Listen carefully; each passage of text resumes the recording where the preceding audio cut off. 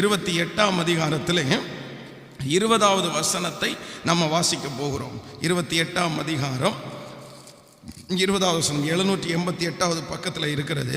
வாசிக்கலாம். உண்மை உள்ள மனுஷன் பரிபூரண ஆசீர்வாதங்களை பெறுவான். ஆமேன் சொல்லுங்க. கர்த்தருடைய பிள்ளைகளே, எல்லாரும் கவனமாய் கவனிங்க.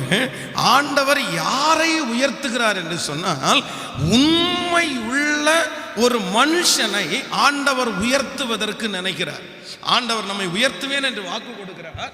அந்த உயர்த்துவதற்கு கர்த்தர் தெரிந்து கொள்ளுகிற மனிதர்கள் சாதாரணமானவர்களாக இருந்தாலும் ஆண்டவர் யாரை உயர்த்த முடியும் என்றால், ஒரு உண்மை உள்ள மனிதனைத்தான் கர்த்தர் உயர்த்த முடியும். இந்த உண்மைன்னு நான் தியானிக்கும் போது ஆண்டவர் சொல்றாரு, முதலிலே ஒரு தேவனுடைய பிள்ளை எதுல உண்மையா இருக்கணும்னா, கொஞ்சத்தில் உண்மையா இருக்கிறவனை கர்த்தர் அநேகத்தின் மேல் அதிகாரியாய் கர்த்தர் வைப்பார். லூக்கா எழுதின சுவிசேஷம் 25ஆம் அதிகாரத்திலே 21வது வசனத்திலிருந்து நம்ம வாசிக்கும் போது, லூக்கா எழுதின சுவிசேஷம் 25ஆம் அதிகாரத்திலே எடுத்துக்கொள்ளலாம்.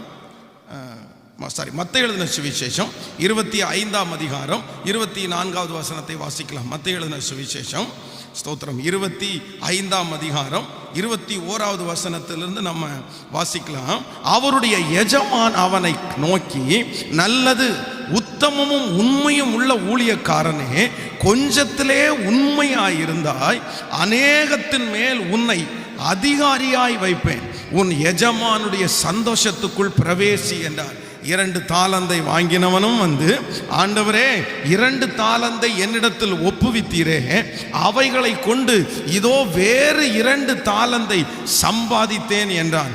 அப்பொழுது எஜமான் அவனை நோக்கி, நல்லது உத்தமமும் உண்மையும் உள்ள ஊழியக்காரனே, கொஞ்சத்தில் உண்மையாயிருந்தாய், அநேகத்தின் மேல் உன்னை அதிகாரியாய் வைப்பேன், உன் எஜமானுடைய சந்தோஷத்துக்குள் பிரவேசி என்றார். நன்றாய் கவனிங்கள் கர்த்தருடைய பிள்ளைகளே.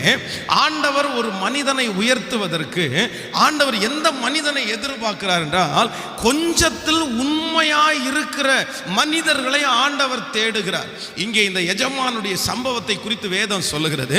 இந்த எஜமானன் தூர தேசத்திற்கு கடந்து போகிறார். 3 பேரை அழைத்து 3 பேருடைய கையிலையும் கொஞ்சம் கொஞ்சமாய் கொடுக்கிறார்.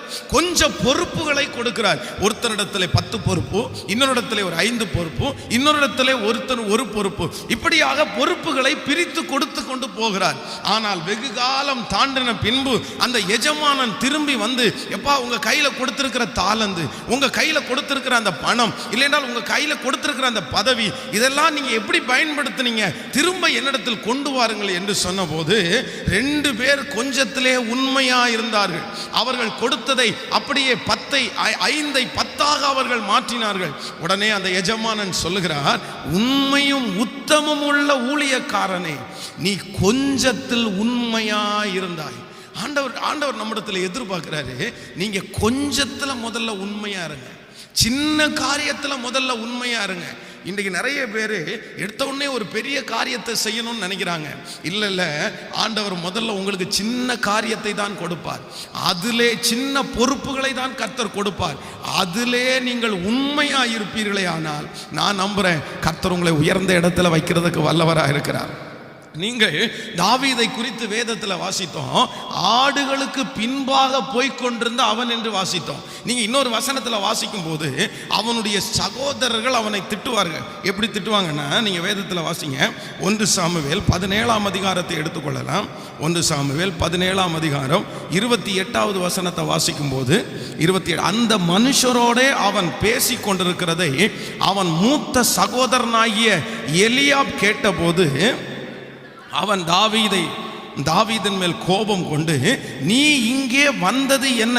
வனாந்தரத்தில் உள்ள அந்த கொஞ்ச ஆடுகளை யார் வசத்தில் விட்டாய்? எவ்வளவு ஆடு? சத்தமா சொல்லுங்க, எவ்வளவு ஆடு? கொஞ்ச ஆடு. அப்போ அவனுடைய சகோதரர் அவனை பார்த்து சொல்லுகிறார், எப்பா உன் கையில நிறைய ஆடெல்லாம் எங்க அப்பா கொடுக்கல, பெரிய பெரிய கூட்டத்தை உன் கையில கொடுக்கல, அந்த கொஞ்ச ஆடை யார் வசத்தில் விட்டு விட்டு வந்தாய்? ஆனா இன்னொரு வசனத்தை நீங்க வாசிங்க, 34வது வசனத்தை வாசிங்க. தாவீது சவுலை பார்த்து, உம்முடைய அடியான் என் தகப்பனுடைய ஆடுகளை மேய்த்து கொண்டிருக்கிற போது ஒரு விசை சிங்கமும் ஒரு விசை ஒரு கரடியும் வந்தது, மந்தையில் இருக்கிற ஒரு ஆட்டை பிடித்து கொண்டது. நான் அதை தொடர்ந்து போய் அதை அடித்து அதன் வாய்க்கு தப்புவித்தேன். அது என் மேல் பாய்ந்த போது அதன் தாடியை பிடித்து அதை அடித்து கொன்று போட்டேன். கையை உயர்த்தி ஒரு ஹல்லேலூயா சொல்லுங்க. எவ்வளோ அழகா இருக்கு பாருங்களேன். அவன் சகோதரர்கள் திட்டுறாங்க, அந்த கொஞ்ச ஆடை யார் வசத்திலப்பா விட்டுட்டு வந்த?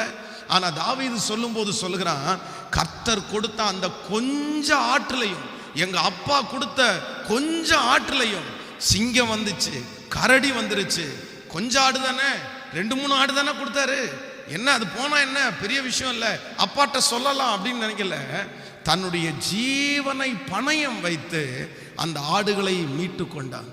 கர்த்தருடைய பிள்ளையே, இன்னைக்கு ஆண்டவர் எதிர்பார்க்கிறார் அப்படிதான். உங்களுக்கு கொஞ்சம் தாளந்து இருக்கிறா, கொஞ்சம் கிருபைகள் இருக்கிறதா, எனக்கு பெருசா வரட்டும், அதுக்கப்புறம் நான் ஆண்டவருக்காக செய்கிறேன், எனக்கு பெருசா ஆண்டவர் கொடுக்கட்டும், நான் சாட்சியா வாழ்வேன் அப்படின்னு சொல்லாதீங்க. எனக்கு போய் கொஞ்சம் ஆண்டவர் கொடுத்துருக்கிறாரு, எனக்கு சின்னதா ஒரு உயர்வை கொடுத்துருக்கிறாரு.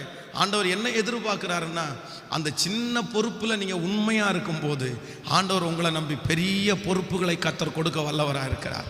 ஹல்லேலூயா.